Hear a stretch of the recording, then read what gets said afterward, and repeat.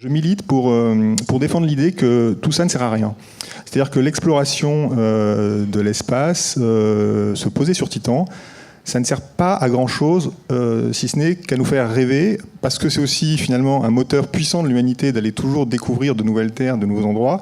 Et ce qui est important, c'est que c'est une aventure qui a pu être partagée par le plus grand nombre. Quand Huygens s'est posé sur Titan, j'étais à Darmstadt, au centre de contrôle de l'Agence spatiale européenne. L'événement était extraordinaire, il a été rediffusé dans le monde entier.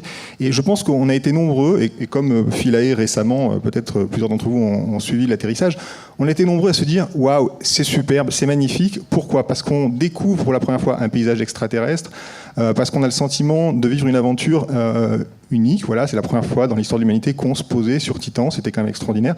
Voyager, il faut se rappeler que la sonde Voyager était passée très rapidement, avait vu une boule orange qui avait un peu déçu tout le monde parce qu'on savait bien qu'il y avait une atmosphère, mais en même temps, quand on a vu ce qu'on a vu, finalement, on ne voyait pas grand-chose de plus.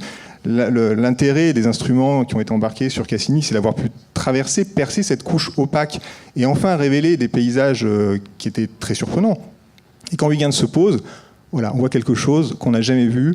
Et c'est beau, et je pense que ce moteur-là, simplement le moteur de l'exploration, le fait de découvrir, on est un peu, là je reprends une image d'André Breuil, de feu André Breuil, qui a beaucoup fait, et pour la vulgarisation de l'exploration spatiale, et en particulier Cassini. Effectivement, on est un peu à la proue du navire quand Christophe Colomb découvre l'Amérique, quoi. On est là, et en fait, ce qui est intéressant, c'est que il n'y a pas Olivier Grasset tout seul à la proue du navire. On est beaucoup, on est nombreux, on est tous là. Et je pense que ce moteur-là, en fait, est suffisant. Et je pense que, de mon point de vue, il justifie complètement l'exploration spatiale et les milliards qu'on met là-dedans. Donc, c'est une question que vous allez nous poser peut-être souvent. À quoi ça sert, effectivement ? Et si ça sert pour les chips, c'est génial, parce qu'effectivement, tant qu'à faire... C'est une application très concrète. Ça sert aussi à l'industrie, il ne faut pas se mentir, ça sert à des tas de choses. Mais je pense que le moteur principal, Olivier Grasset, il ne fait pas ça pour l'industrie. Je pense qu'il fait ça parce qu'il a envie de faire ça, parce que l'exploration le passionne. Et je pense que le moteur initial, c'est quand même celui-là. Donc il ne faut pas l'oublier, et je pense qu'on peut défendre, à mon avis, l'exploration spatiale juste pour ça. Juste pour le rêve.